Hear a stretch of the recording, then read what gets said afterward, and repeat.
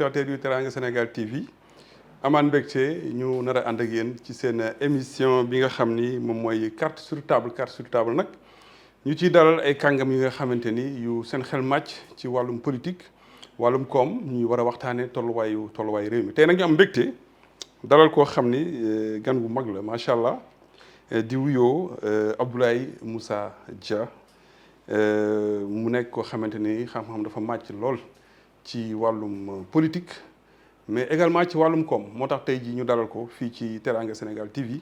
naree waxtaanee li nga xam ni moom mooy tolluwaayu réew mi Abdoulaye maa ngi lay ziar bu baax. merci Abdoulaye si invitation bi nga ñu defal tey moom ñaari Abdoulaye ñoo fi daje. waaw c'est ça si invitation bi nga ñu defal si Teranga Sénégal. incha allah di la remercier bu baax. xam naa am nañ yaakaar def émission bu neex. incha allah boo xam ni dina jëriñ département bi. dina jëriñ itam suñu réew muy Sénégal. kon maa ngi présenté wu en attendant. jërëjëf kon émission bi noonu lay demee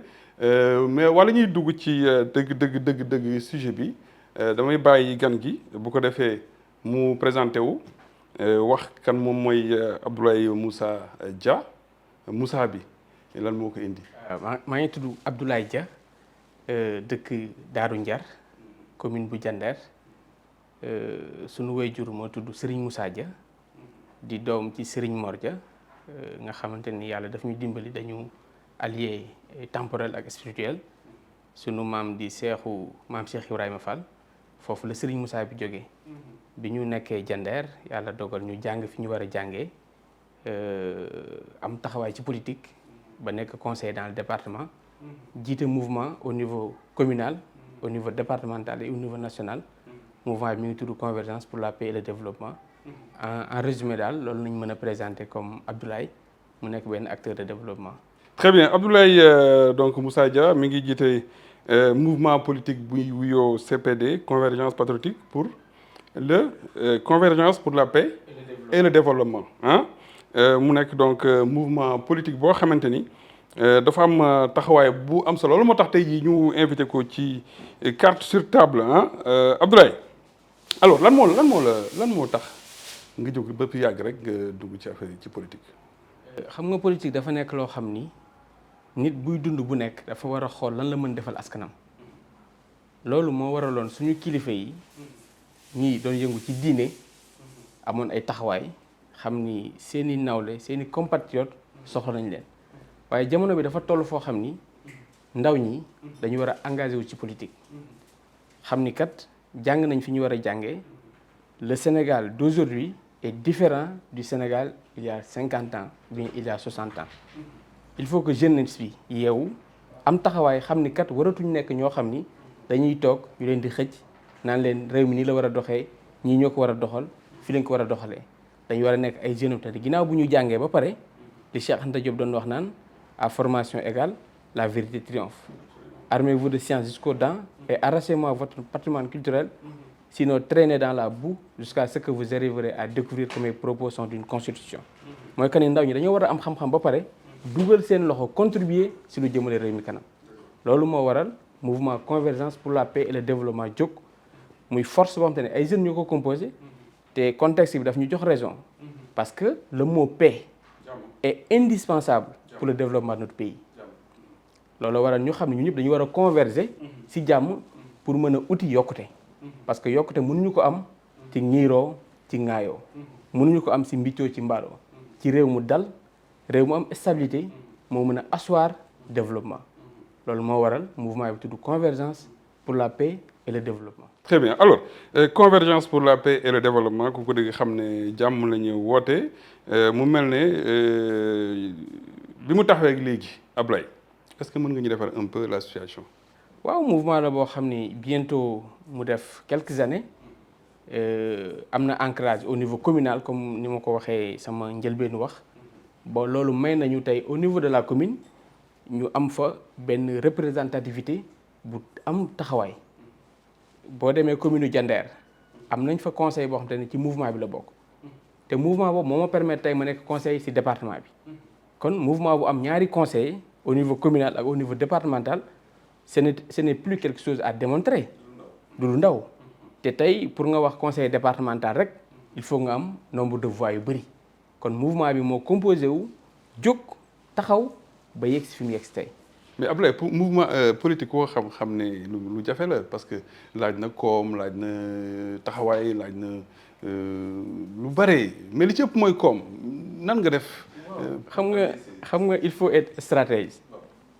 mooy nit boo xamee li nga bëgg da ngay xam nooy def ba atteindre li nga bëgg lan la te xam-xam bi jiituwul fexe xam ni kat ñun dañu war a ànd parce que élan de solidarité la ñu wootee mooy que ni ñun dañu bëgg a développer suñu réew. ñëwuma ne toog leen ma développé suñu réew mbaa kaa leen topp sama ginnaaw ma développé suñu réew nañu ànd ku am dërëm indi ku am ñaar dërëm indi ku am xalaat bu rafet indi ku am gis-gis indi loolu mooy tax ñun suñu force ñu mën a dem ci kanam parce que jamono ji ñu toll ce n'est plus le moment de tenter des expériences folles comment dire c'est-à-dire toog leen man maay financer politique bi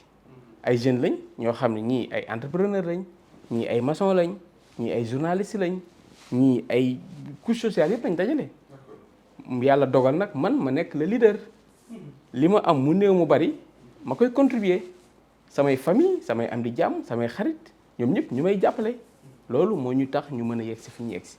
alors yow actuellement conseiller nga au niveau de Diender je crois. de la commune au niveau du département. alors boo doon def tey jii la situation par rapport ak taxawaay bi foofu nan nga koy jàngate. bon li ñuy gis mooy que ni des na lu bëri parce que tamit politique boo koy wax da ngay analyser fi nga jóge fi nga toll nga xool perspective yi nekk sa kanam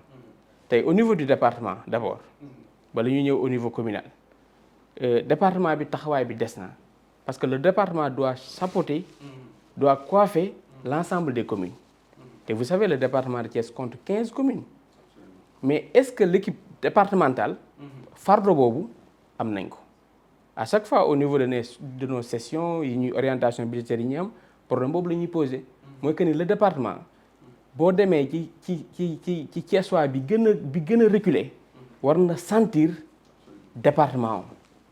war na sentir département de Thiès ban apport la am ban impact la am ci dundam mais loolu nag ça dépend de la vision de l'équipe qui manage le département de Thiès muy Siré Dia et le conseil bi nga xam te ñoom ñoo koy piloté parce que tey département de Thiès du lu ndaw mais approche bi dafa des man je le dis haut et fort département de Thiès ni mu war a impacter ci département bi defu ko parce que tey boo ñëwee commune Diender muy fi ma dëkk man département bi réalisé soutenir leen ci dara du ay lycée du ay infrastructure du dara boo demee Fandène wala yeneen boo demee Thiénaba Xombol Ndiéyène Sirakh communes yi gën a reculé ci département bi communes yooyu sentiruñu soutien wu président conseil départemental te loolu c'est anormal ak budget bi conseil bi di dégagé ay attentes yi population yi am si ñoom ba def ay instances te dañuy jël ay gox-goxaan jël leen porter leen ñëw ci département bi wala mu war a nekk benn assemblée boo xam ni day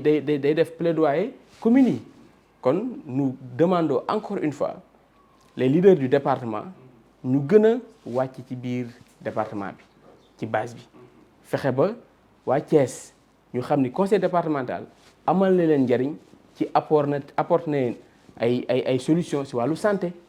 ci wàllu éducation ci wàllu formation loolu nag man ci laay woote conseil départemental bi. mandat bi des bëreetul. effectivement li des bëreetul mais bon ñun dañu gëm ni à tout moment on peut faire quelque chose de bien on a fait presque 3 ans 4 ans 2022 2027 donc bientôt mandat bi dina jeex. ci local yi ñu jëm ci département bi parce que département ak local bi benn élection la donc li des ci mandat bariwul mais je pense que war nañ mën a rectifier le tir gën a jege population bi. alors Abdoulaye wax nga ko sànq CPD mouvement politique la mais CPD dafa nekk ci kuréel gu mag goo xamante ni mi ngi wuyoo Mimi 2024 alors nan ngeen xalaatee ànd ak Mimi parce que Mimi 2024 dafa naa ne Mimi Touré moo nekk ci bopp bi. tout à fait alors pourquoi le choix de Mimi. merci Abdoulaye si question bu am solo bi parce que ñun li ñu gëm mooy politique ay retrouvailles la ay alliance la te madame la présidente Aminata Touré ñi koy nuyu au passage di ko remercier ci engagement am ci détermination am waaye ci bëggam réew mi muy koo xam ni vraiment elle nous inspire confiance et sérénité loolu moo tax bi yàlla dogalee ñu dem ba suñuy chemin daje ñu gisante waxtaan mu présenté ñu programme am booba mi ngi nekk di ut réew mi kon cela veut dire que ñun tooguñu ba mbir mi sotti ñu ñëw rejoindre Mimi 2024 dañu ànd ak moom ci parrainage yi di wuti réew mi ci ànd bi nag dañu gis ni nit la boo xam ni am na capacité yëpp pour dugal xam-xamam ci lu jëmale Sénégal kanam mu woo ñu ci ay valeurs yooyu nag CPD daf si gis boppam ñu waxtaan suñu base suñu mouvement ba dëppoo ni war nañ mën a ànd ak madame Aminata Touré ñu jël suñu mouvement dugal ko ci biir Mimi 2024 di ko jàppale ci Jandeer di ko jàppale ci département bi. alors Mimi 2024 doxalin bi boo ko doon jàngat tey. waaw mouvement dans le département des na waaw bon dans le département des na parce que lépp loo gis su nekk mi ngi doxee à l'image de ñi ko porté il faut que tey mouvement Mimi 2024 sàpp ci biir département de Thiès parce que Thiès tamit du ay caaxaan ci biir Sénégal boo génnee Dakar Thiès ngay jot te Thiès ouverture yi mu am dafa bëri donc yàlla daf ñu war a defal sutura ak jàmm ba ñun ñi nga xamante ne ñooy réclamer wu Mimi am taxawaay ci département bi ba parti politique bu fi nekk doole jum fi am mouvement bi am ko taxawaay bu mu fi am mouvement bi am ko parce que suñu leader madame Aminata Touré n'a rien à envier aux autres leaders politiques sur le plan intellectuel sur le plan intègre si yëpp kon lu des si ñun la desee te taxawaay boobu moo tax tey mouvement CPD jël décision à bras le corps xam ni kat Mimi 2024 dañ ko war a daloon le faire. très bien alors mu mel ni sa gis nag dafa bokk nag dafa méngoo gis-gisu ki nga xam ni mooy njiitu réew mi son excellence Bassirou Diomaye Diakhar Faye ba mu porter son choix sur la personne de Aminata Touré waaye mu jur coow. waaw d'abord le choix de Aminata Touré. maintenant il faut rappeler il faut interroger l'histoire. Aminata Touré dafa ñëw rejoindre coalition Diomaye président bi mu koy rejoindre Diomaye était en prison parce que dafa dem parrainage yàlla dogal jàllul si caaxaanu politique yi fi amoon ak l'ancien régime mu xam ni kat moom Sénégal moo ko ñor mu ne damay ñëw soutenir coalition bi nga xam ni mooy opposition bi mu ñëwee di soutenir opposition bi booba l'actuel président mi ngi nekkoon prison yàlla dogal candidat bi xam te ni moom lañ defoon choix mënul jàll di remercier foofu Ousmane Sonko parce que il a été stratège ñaata politique la seen carrière tombé dans l'oubli wala ñu nekk ci ay moments yu jafe parce que à un moment donné amuñu woon courage def choix bi mu xamee ni lii mënul dem ci la teg président Diomaye kon ci côté boobu rek sauvé na Sénégal quelque part te nekk na comme wane na générosité politique madame Aminata Touré ñëw ci coalition bi di ci liggéey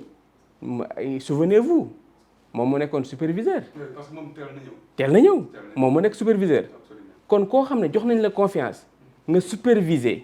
coalition bu toll noonu wax dëgg yàlla xam nañ ni kon am nga dayo bi am nga compétence yi am nga taxawaay bi léegi nag président dafa nekk ci suite logique une personne boo xam ne elle a eu à superviser cette coalition mais war na ko mën a diriger naturellement te loolu yaakaar naa warul woon soulever polémique koo xam ne tey ba muy jafe moom nga wóolu woon ne ko lii ñuy dem suñu appareil bi superviseur nañu ko te superviser une coalition mooy saytu ko ci bépp anam ci conformité politique ci conformité financière ci mobilisation ci lépp te boobu ana ñi fi nekkoon kenn kaasul woon kenn négul woon c'est pas normal tey leader politique yi nekkoon ci coalition bépp man je me rappelle à l'époque ñoom ñoo doon ñëw di jël ci madame Aminata Touré mais Guy Marius Sagna moom moo doon jàppale madame Aminata Touré di ko escorter di def office de garde-corps mais ñooñu ñëpp temps boobu yëpp ñu liggéey loolu tey bu président jëlee choix am porté ko ci madame Aminata Touré man sama intime conviction mooy suite logique la parce que ku la coordonner sa coalition ba nga gagné booy réformer coalition bi ki ko coordonné woon war na ko mën a piloter en amont et en aval mais on est en politique te vous savez politique c'est des conflits d'intérêts des positionnements man li ma mënul comprendre mooy manque d'élégance bi nga xam te ni am na ci choix bi président defee choix parce que le président de la République c'est une institution quoi qu'il en soit dañu war a respecter ay choix am ay décisions am pour indi dal ci réew mi te il n'a pas choisi n'importe qui madame Aminata Touré ku sañoon booy dem ci conquête yu mel nii am ko ci sa côté moo gën ñàkk ko la preuve Macky Sall bi mu ko wanee ginnaaw il a perdu te gagné yi nga xam te ne Macky Sall mi ngi ko doon gagné Aminata Touré bokk na ci ñi ko doon coordonné les législatives ak leneen esprit la boo xam ni gagné la xam kon je pense que le président Diomaye ñun dañ nekk en phase ak moom ci choix bi mu def parce que ñun nous voulons être des républicains nous voulons être des patriotes yoo xam ni tey suñu choix mooy président ñu dooleel ko sur toute la ligne tey bu ñu fragiler suñu institution boobu ñi ngi nërmeel banqaas yi ngànk réew mi te tam bitim réew mi ngi jàkkaarloog ñun ñu nekk réew moo xam ni dañuy doyadil suñu président entre guillemets dañ koy suufeel dañ koy nërmeel loolu du respect si suñu image du Sénégal ba pare waxatuma la ak sous-région bi. alors Ablaye mu mel ni madame Aminata Touré ci logique la nekk te dafa mel ni dafa sax génn groupe WhatsApp bi nga xam ne sax moom la Diomaye président nekkoon ba créer beneen groupe WhatsApp est-ce que tey jii loolu tam du indi ay problème. mais loolu mooy cohérence dafa am mandat président moo jël choix ci moom ne ko coordonnel ma coalition Diomaye mais s'il y a des brebis galeuses yoo xam te ni elle ne peut pas travailler avec mënul dem liggéey ak ñoom l'idéal mooy mu créer dispositif am dina ko permettre mu am résultat si objectif yi ñu ko jox parce que bu le président coordonné loo coalition am na ñoo xam ne ñi ngi nekk si des migrants politiques genre bon pourquoi lu tax mu doon yow warul doon yow kii la war doon kële la war doon mais instant boobu say objectif mi ngi nekk en suspens yow li nga war a def mooy jël les dispositions nécessaires pour mën a réussir sa mission boobu kon bu créer beneen groupe ñun dañ ko si appuyer. mais Ablaye tempête bii nga defee nii yaakaar nga ni madame Aminata Touré dina ci génn tempête bii nga xamante ni les patriotes attaquent de tous bords et ils vont jusqu'à la traiter de traître jàpp nañ ni mook président moom moo tàqale premier PM Ousmane Sonko ak Diomaye. Sénégalais yi dañu war a yeewu nous avons l'obligation de dire la vérité aux Sénégalais man je ne pense pas que ni ay choix wu Mimi Touré wala Aïda Mbodj moo tax Sénégal nekk ci crise bi mu nekk loolu dafa oyof trop lii problème bi dëgg-dëgg mooy institution yi ñoo am problème seen biir. crise bi du loolu parce que crise bi lii suite logique la ci crise bi tey bu crise bi mi ngi tàmbalee say ambition ak vision yoo xam te ni concordeetul tey le président de la République lu mu woote stabilité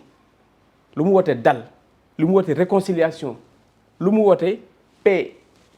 ci fànn yëpp. mais gars yi dañuy wax justice avant la réconciliation loolu aussi dafa xaw a logique quoi. mais justice parce que on ne peut pas se réconcilier te amul justice. réew day am foofu bu fu tolloo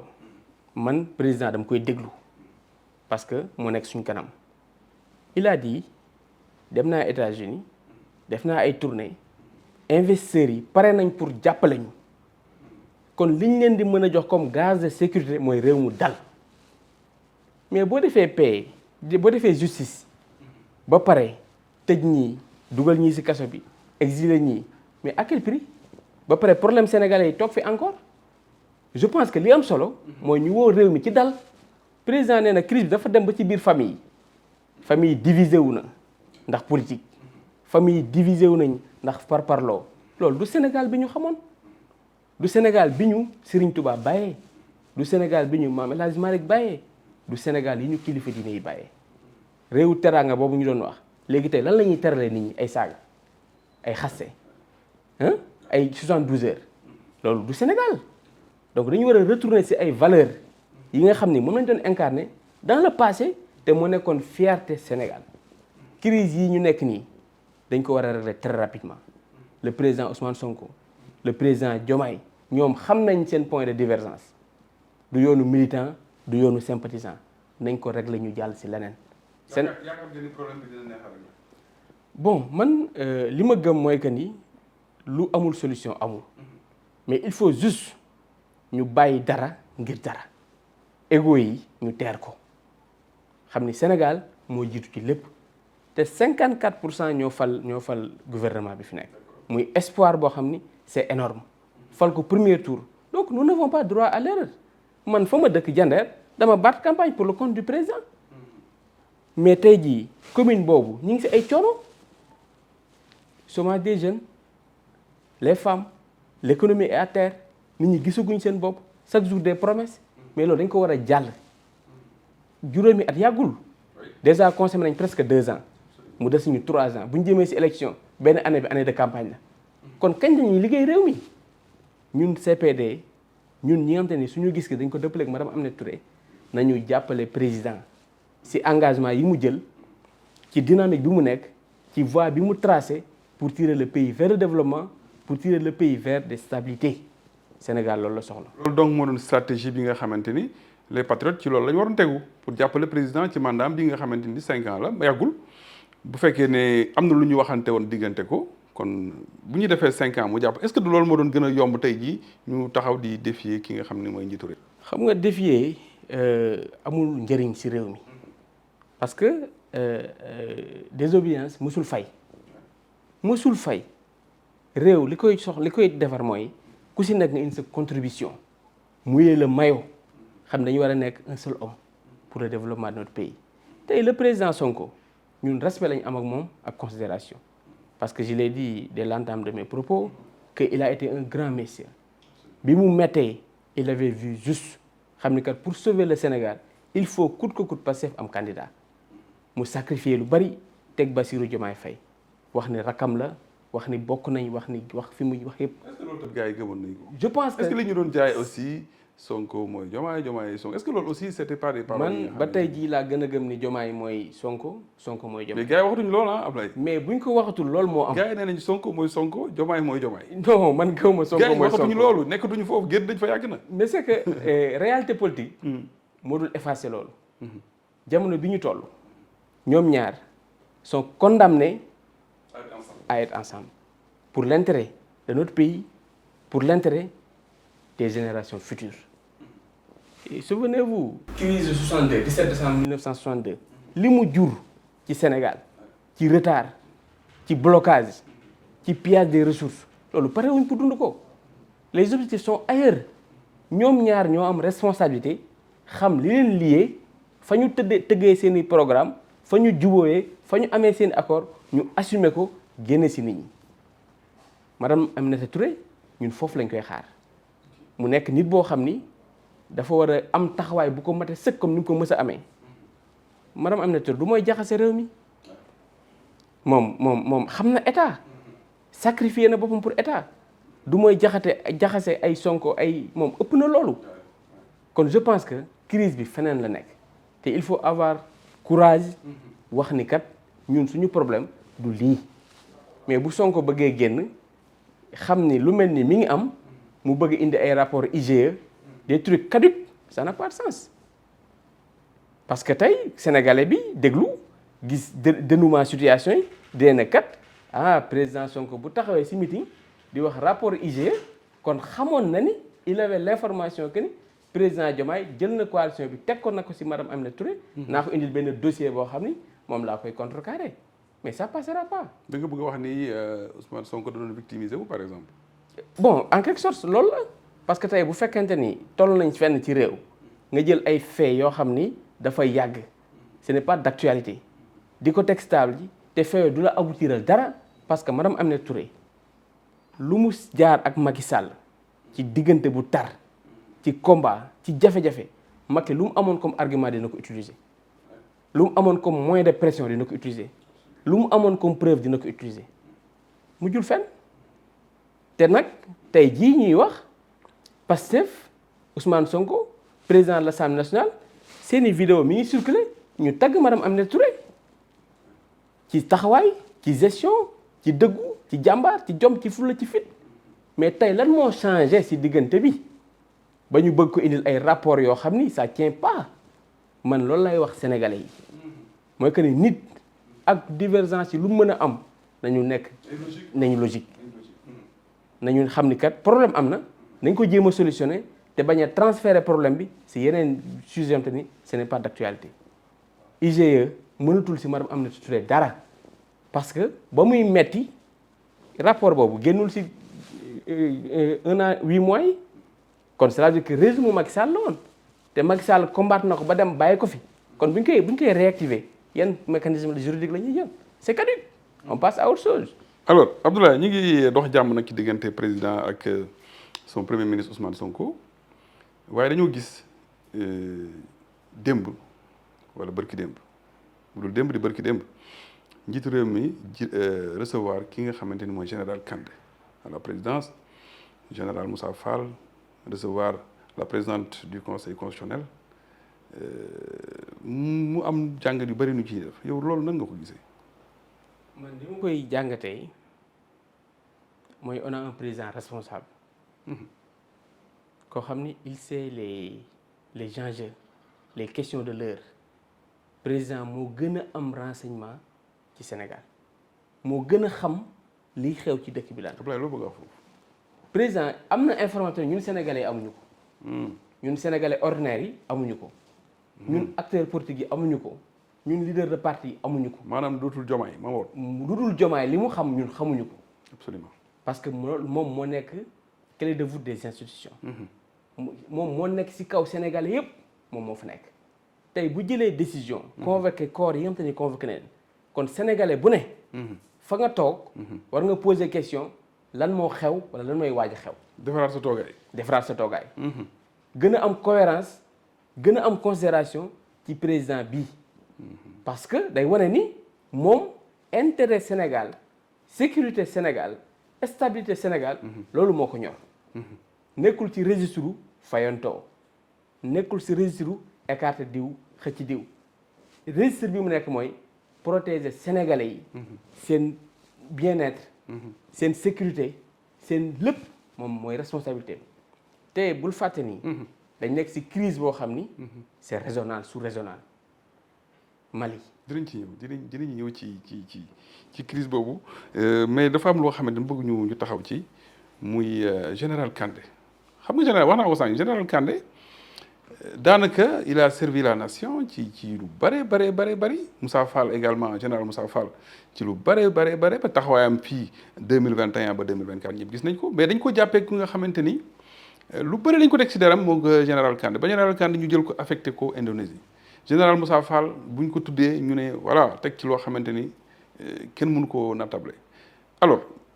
wax nga ko sànq junñu ko mais xuusuloo ci trop président de la république moo ñu gën a xam Sénégal actuellement nii taxawaay bi ci wàllum sécurité est-ce que du amul lenn loo xam ne njiitu réew mi mi ngi koy njort. Abdoulaye li nga relancé waat dafa am solo parce que ñaari jëmm yooyu nga xam te ni président dafa leen recevoir ba noppi indi ci conseil constitutionnel loolu ku dafa war a alerter te comme carte sur table nga woote da nga woote pour ñu décortiquer ko ñu teg lépp ci table bi mooy que ni Sénégal crise bu dul politique du économique sécuritaire moo ñuy gete man je suis d'accord parce que réew dañ koy tabax nit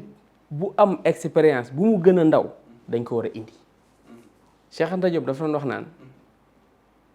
bu xale xamoon mag man ndax xale doole la am mais xam-xam day des mag day am xam-xam mais doole ja jeex na mënatul moo tax mu ne bu xale xamoon mag man tey président Diomaye day xam day mën parce que njiit la tey ñooñu nga xam te ni wax nañ leen muy Kanté général Moussa ñooñu seen expertise waruñu ko bàyyi mu dem Sénégal moo siy perte ay revanche wala ay fayantoo warul tax ñooñu ñëpp ñu écarte leen ci lu jëmale réew mi kanam man foofu loolu acte boobu moo tax ma xam ni président mii fi mu teg tànkam sénégalais yëpp dañ ko si war a soutenir mooy que ni pour l'intérêt de la nation mi ngi endossé mi ngi encaissé ay critiques des insultes lépp pour que Sénégal nekk ci sécurité bu mat sëkk pour que sénégalais yi tal seen bopp kon loolu moo waral mu convoqué ñi mu convoqué pour am encore une fois des renseignements ce qui se passe ñooñu xam nañ frontières yi xam nañ terroriste xam nañ lépp parce que am nañ ay renseignements te ni président sax ñoo ko koy jox kon pour vous dire audience boobu ñun dañ ci nekk à 1000%. C'est venu en son heure pour la stabilité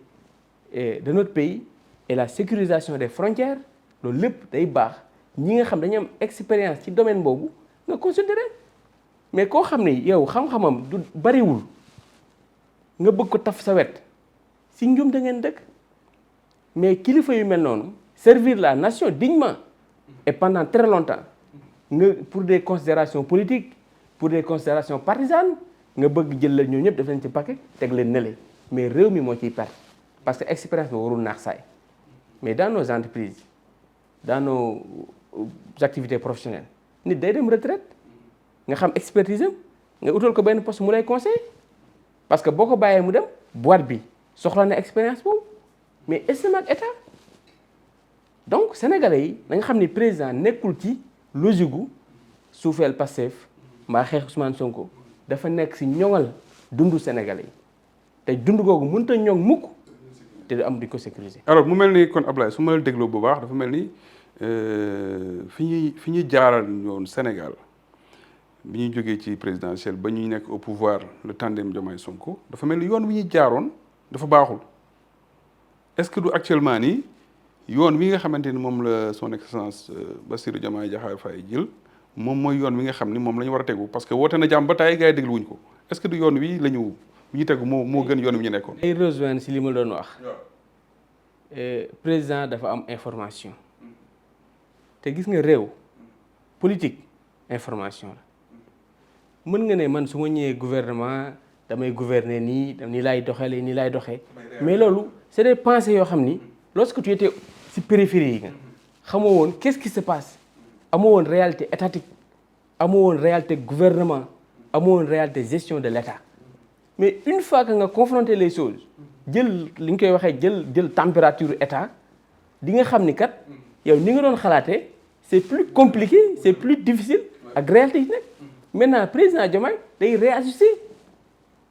te tam moom li tax ma ne la mi ngi si position bu metti mooy gis-gisam bi mu doon gis avant muy ñëw si nguur ak gis-gis bi mu gis bi mu pratiquer nguur day fexe gis-gis yooyu jéem a conforme li muy jéem a conformer mooy tey président mën na sacrifier engagement politique pour l'intérêt de la nation mën na sacrifier des engagements électoraux yoo xam dañ ko doon jël campagne wax def lii mais mu ñëw ba si état bi xam ni kat lii mooy intérêt sénégalais yi lii mooy intérêt réew mi kon lii laay def bàyyi lële parce que moom sénégalais lay rendre compte te pour moom mooy rendre compte bien sûr il moom mooy nekk bilan bi moom la tey ñun dañ koy jàppale si bilan bi keneen da koy jàppale si bilan bi mais bu ñuy noté dañ naan kat mandat Diomaye président bi mu nekkee 2024 ba 2029 lii la réalisé Sénégal ni lañ koy apprécier du keneen de c'est la raison pour laquelle nous l'appelons pour mu jël ay responsabilités ci fi mu jotee nag il faut battre le fer au moment où ça fait chaud mais boo bàyyee ba mu sedd ba ay dernier tournant yi day fekk le mal est déjà consommé kon pour vous dire le président de la République dynamique bi mu tegee engagement yi mu jël je pense que yii rek moo mën a am pour Sénégal dem ci kanam. alors mu mel ne nag dañoo jëm ci un gouvernement d'union nationale parce que loolu lay xeeñ en fait madame Aminata Touré gis nga que actuellement nii mi ngi rassembler les forces vives de la nation ci benn kuréel goo xamante ni pour autour du président la parce que président de la République tamit loo mënti wax aussi ñàkkul bëgg na réussite mais bëgg na beneen mandat mais dafa mel ne opposition bi mu taxaw bi mu taxaw ci kanamam muy les patriotes Pastef ñoom itam seen président dafa bëgg en 2029 mu présenté wu te ñàkkul aussi président bëgg na beneen mandat. waaw bon est-ce que jëmuñu ci un gouvernement d'union nationale. bon man mënaguma affirmer que ni. président bëgg na beneen mandat. li ma mën a xam. mooy woot na Sénégalais yi ci benn élan pour ñu ànd nekk benn say tabax réew mi coalition Diomaye jàppewuma ko nii immédiatement nii coalition bi day dem di uti mandat coalition buy stabiliser le pays. Vous l'avez dit tantôt que ni madame Aminata Touré day fédérer ay consensus des personnes de toutes bords mën na leen a fédérer ñu ñëw ci coalition boobu mais tey par exemple tey benn Ablaye boo xam ni il a un mouvement politique nekk Jandeer di opposé wu benn Mademba boo xam te ni mi ngi nekk Koungheul di opposé wu tey ñooñu madame la présidente bu leen fédérer ñu partager vision président mais day indi stabilité ci dëkk bi donc nañ ko gisee ci angle boobu que ni tey président Diomaye li mu bëgg mooy am une maîtrise ci situation politique am stabilité maintenant nos camarades de Pastef nañ am confiance ci président 2029 des na te président Diomaye wax na ak ñoom nag ku ne na nga jàpp li nga wax nga dem def li nga war a def dafa teel tey waruñu woon sax dugg ci ay ambition Sénégal li mu soxla mooy cohésion sociale Sénégal li mu soxla mooy harmonie Sénégal li mu soxla mooy soutien mutuel pour ñu traverser mauvais passe bi ñu nekk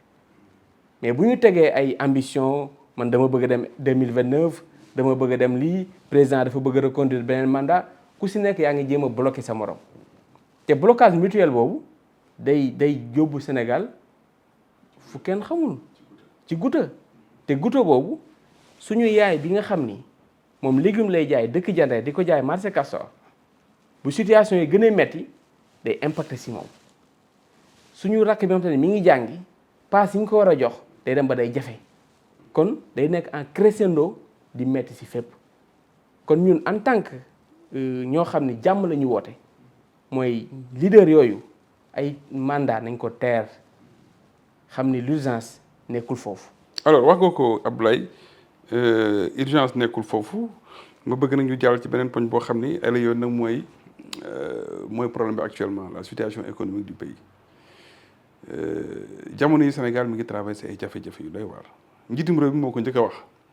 moo ne la Sénégal économie dafa nekk 4e sous-sol premier ministre dolli wax ko bi ñu wootee dialogue national mu ne problème am Sénégal am problème politique problème économique la am te loolu day confirmé wu tout récemment gis nga notation yi dafa dégradé wu 3C mooy 3C la nekk actuellement nii dafa dégradé wu complètement ñun njàngalekat yi moom ñu ngi xalaat fi ne nii sax est-ce que du ñu dem voilà fin du mois jot ak yooyu du salaire yi du ñëw parce que fayit bi bu bett mën na bañ a bett ñaanuñu ko yàlla mais actuellement nii déficit bi fi mu toll dafa yéeme lan mooy problème bi nan la ñu war a def Ablaye génn ci waxi politique yi xool nu ñuy redresser fekk si njiitu réew mi ci jàmm moom la madame Aminata Touré di woote autour du président de la République nan la ñuy war a def Ablaye pour redresser l'économie de ce pays là. L'économie est à terre ça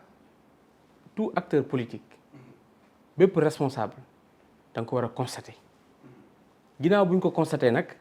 ñu dem ci des mesures yu ko corriger benn ci mesures yi ko corriger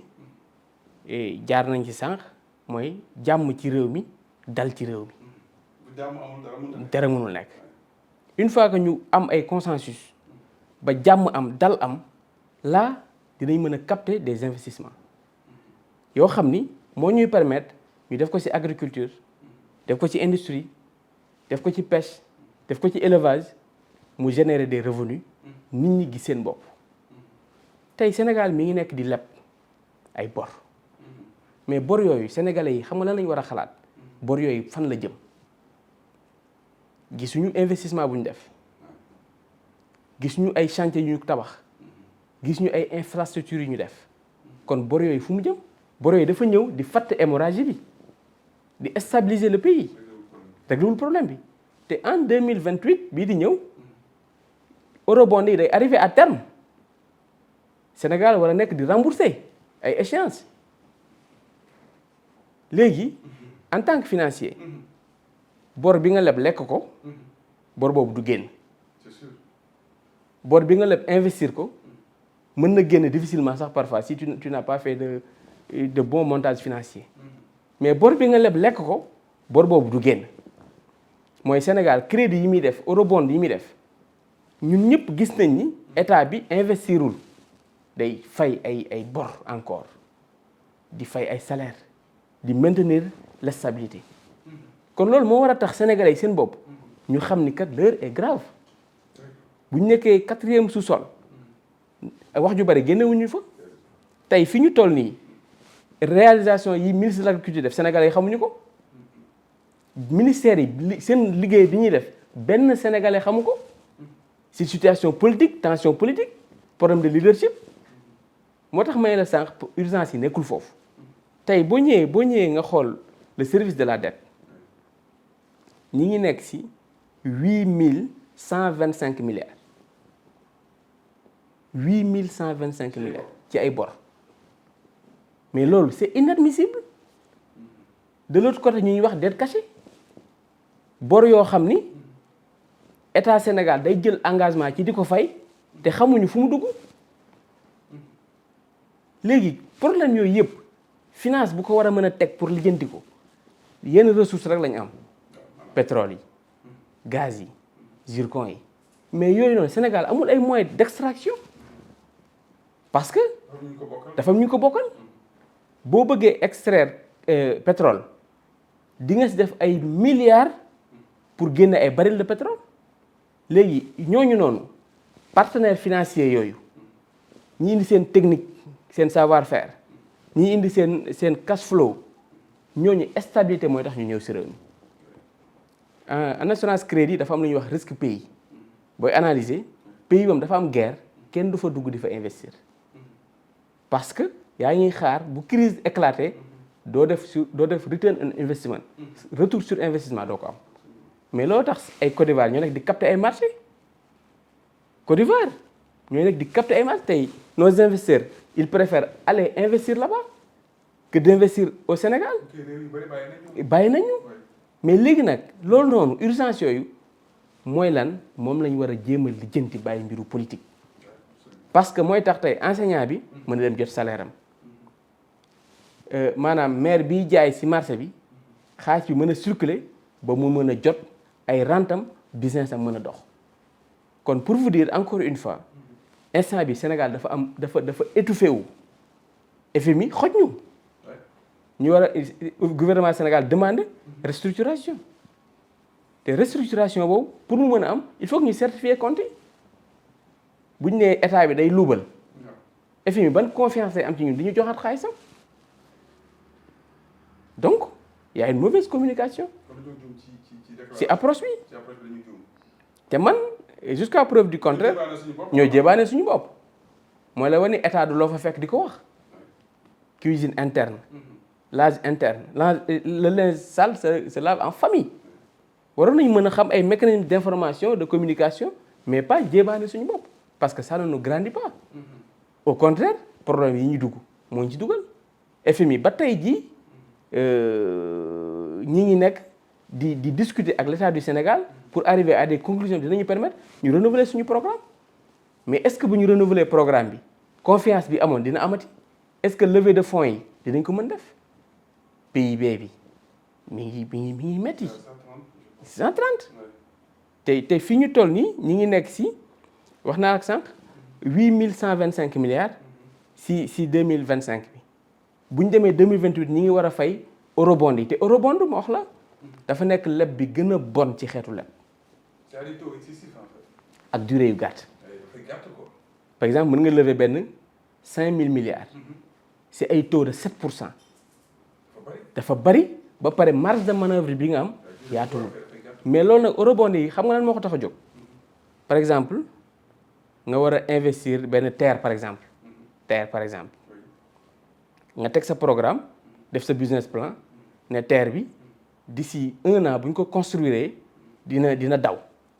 te terre bu dawee rentrée d'argent immédiatement la automatique nit ñi dañuy dagg ticket muy renflouer di nga mën a fay sa crédit genre montage financier yu mel noonu moo daan waral nit ñi di dem ci eurobond yi mais daaw benn état du jël eurobond pour régler ay problème eurobond da nga koy jël pour teg sa investissement durée bu gàtt nga rembourser ko jàll ci leneen. mais loolu nag tey Sénégal fi lañ toll. Sénégal fi lañ toll mu mel ne Ablaye on a fait le tour mais bëggoon naa bala ñu daanee rek ñu waxtaan tuuti ci le front social yëg nga enseignants yi actuellement nii ils ont annoncé un plan d'action un débrayage de 18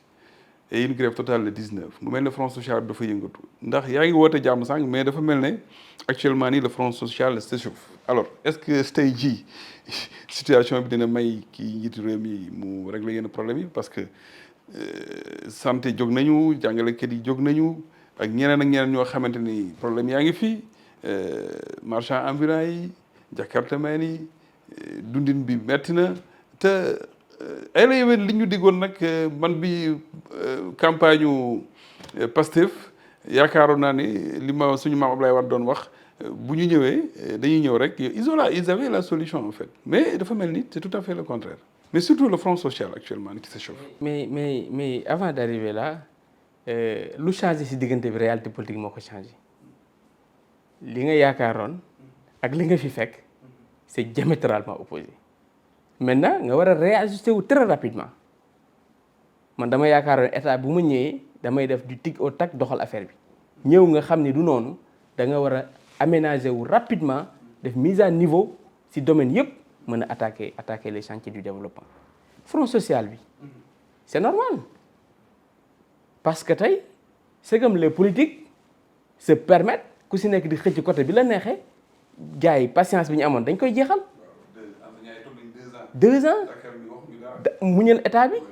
mais bu ñu gisee ni ñun ñi ngi sacrifier suñu bopp suñu ay famille di muñ les politiques ñi ngi fi nekk di xëccoo kon ñun suñu ay urgence dañ ko teg ci table bi parce que man tamit damay politique mais damay bëgg di ko teg ci angle boo xam te ni wax dëgg yàlla ci dëgg lay doon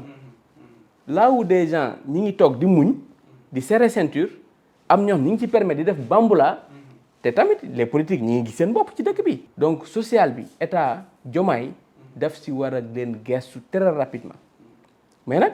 ñu leen demander encore une fois ñu xam ni Sénégal ci crise da nekk. problème mu koom te gis nga crise politique bi lu mu tar crise u koom bi moo ko gën a tar te ñun ñi nekk ci côté banques yi xam nañ ni xaalis bi circulé tul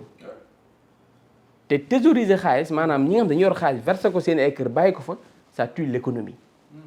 loolu beneen aspect la peut-être dinañ ko développer une autre fois mais daal li may wax mooy fi ñu toll nii ñëpp nañ def boucle ci vision bi président teg xam ni d'ici 1 an 2 ans mën nañ décanter situation bu ñëpp braquer seen énergie ci Diomaye président. ci ñëpp braquer seen énergie ci Diomaye président Ablaye nous sommes arrivés au terme de l'émission mu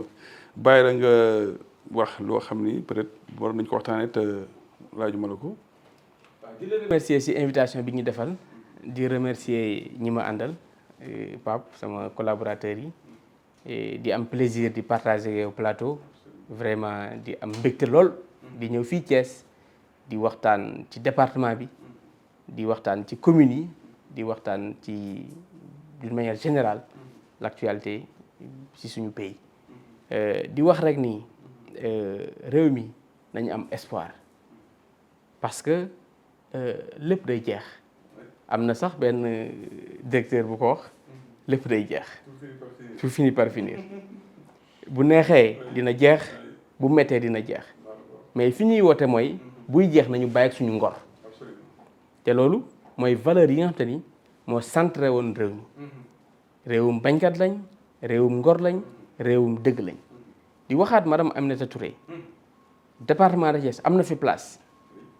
te am na ay jeunes yu pare pour utul ko place boobu am na ay jeunes yu engagé wu pour jox ko place boobu donc maa ngi koy woo encore une fois ne def confiance ci jeunes yooyu jàppale leen teg leen ci wetam ñu rayonner ci département. très bien jërëjëf alors mi ngi noonu kon seen émission carte sur table mi ngi noonu amoon naa mbégte trop nag Ablaye vraiment tey partagé ak yow plateau di la seeren également sama cofeel ci yow ndax ni nga ko waxee noonu la amee man dañoo gisee rek macha allah ma am confiance ci yow ma lay ñaanal nag vraiment à travers cette émission mission bi nga xamante ni sumu nga ko suñu borom mottali ko. ndaw nga te politique dafa metti ñaanal la suñu borom sa yoon leer nañ macha allah yàlla defal la jàmm ak xéwal gu bëree bëri bëri. alors mbokki téléspectateurs yi kon nii rek la doon demee tey nag ñu ngi doon dalal ki nga xam ni mooy Abdoulaye Moussa Dia di président mouvement politique boobu di CPD Convergence pour la paix et le développement bokk également ci kuréel gi nga mouvance présidentielle Diomaye président mais Mimi 2024 bu national ñu nekk nag fii ci Thiès département bu Thiès dëkk Diender également nekk koo xam ne ku ñu ràññee la ci wàllum politique mais développement social amoon mbégte lool ànd ak moom di leen sant di leen gërëm di leen jox dox daje ci beneen numéro carte sur table jërë ngeen jëf.